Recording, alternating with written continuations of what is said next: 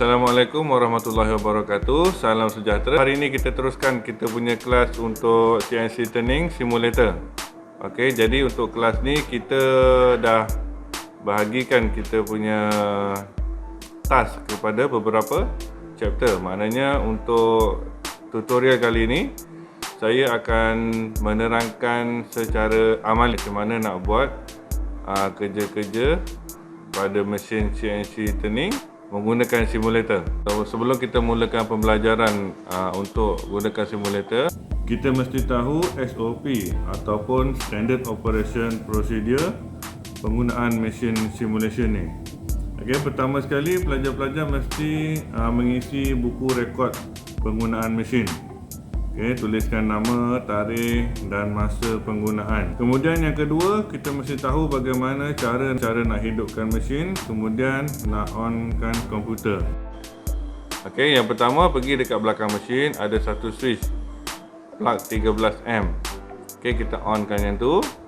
Kemudian dekat belakang mesin ada satu isolator. Kita onkan juga yang tu. Kemudian baru kita press F1. Dekat kita punya keyboard, press F1, baru komputer akan start.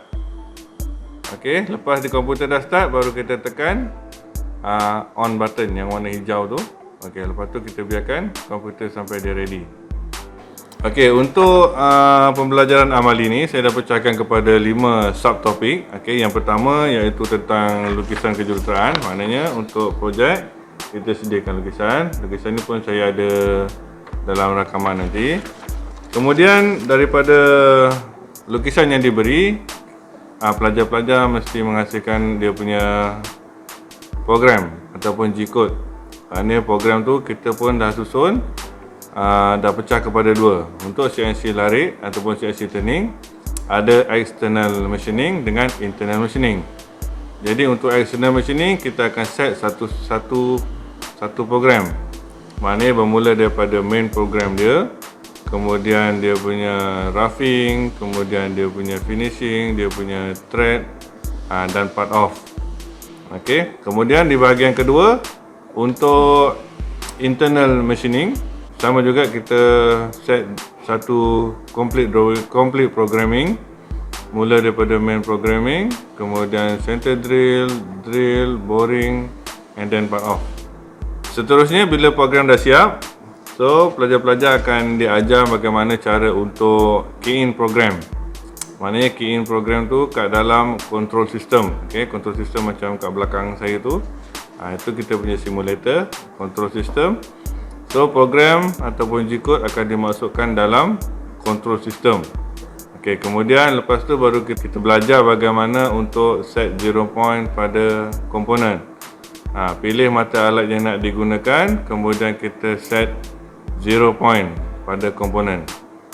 Okey, bila dah siap setting 0 point, kita akan run machine. Maknanya simulation. Maknanya simulation ni nak pastikan kita punya setting dengan kita punya G-code ataupun programming semua dah betul sebelum kita pergi kepada pemesinan yang sebenar.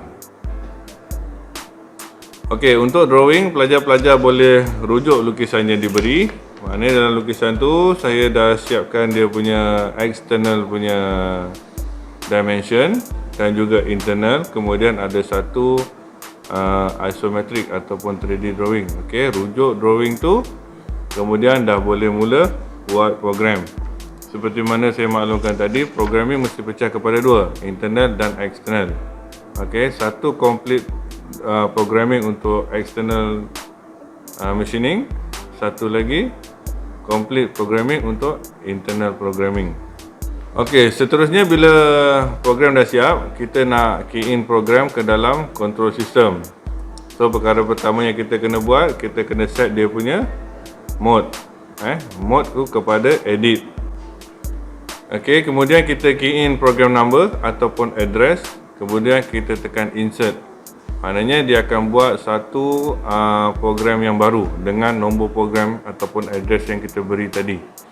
Okey, kemudian kita dah boleh key in semua kita punya program. Okey, program-program yang kita dah buat tu kita dah boleh key in. Okey, pecahkan kepada dua, satu untuk internal program, satu untuk external programming. Okey, maknanya kalau kita dah habis key in kita punya program, kita terus keluar je, dia automatic auto save. Okey, seterusnya bila kita dah key in kita punya program, kita nak set 0 point. Maksudnya kita nak set kedudukan kosong-kosong antara mata alat dengan kita punya bahan kerja. Okey, jadi untuk set 0 point, kita pergi kepada mode dulu. Okey, mode, kemudian kita pilih handle. Okey, kemudian kita masukkan, kemudian kita pergi ke knob yang sebelah tu. Okey, pilih tool nombor 2. Kemudian tekan index. Okey, maknanya bila kita tekan index, magazine tu akan pusing, akan pilih tool nombor 2. Maknanya kita bagi tahu dengan dia kita nak gunakan tool nombor 2. Okey, bila kita dah pilih tool nombor 2, kemudian kita on spindle. Okey, on spindle, kemudian kita gerakkan kita punya handle pergi touch 0 point kepada X axis. Maknanya okey, bila kita dah touch X axis, kita tekan offset dekat monitor. Okey, kemudian kita pergi dekat tool nombor 2.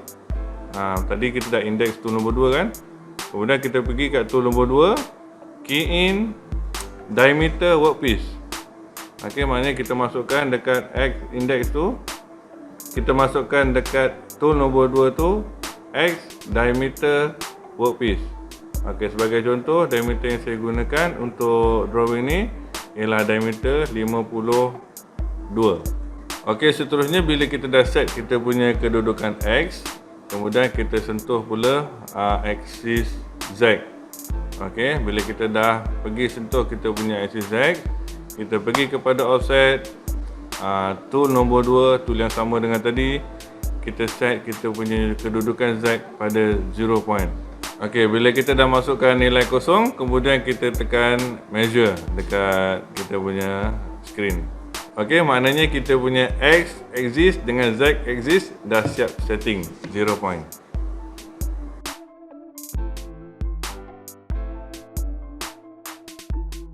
Okey, seterusnya bila semua kerja-kerja programming dah siap, kita punya setting 0 point dah siap, kita nak test run. Okey, kita nak tengok simulation atas program yang kita dah buat.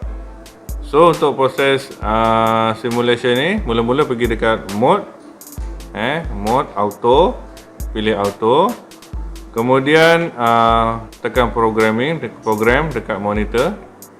Okay, lepas tu kita dah nampak program yang kita buat tu, kemudian tekan reset. Tekan reset ni untuk kita reset semula supaya kita punya program mula daripada kod yang pertama. Kalau kita letak kat tengah-tengah, dia tak boleh baca nanti. So kita tekan reset supaya dia mula daripada awal. Okey, kemudian dah boleh tekan cycle start. Okey, tekan cycle start, kita tengok kita punya program running.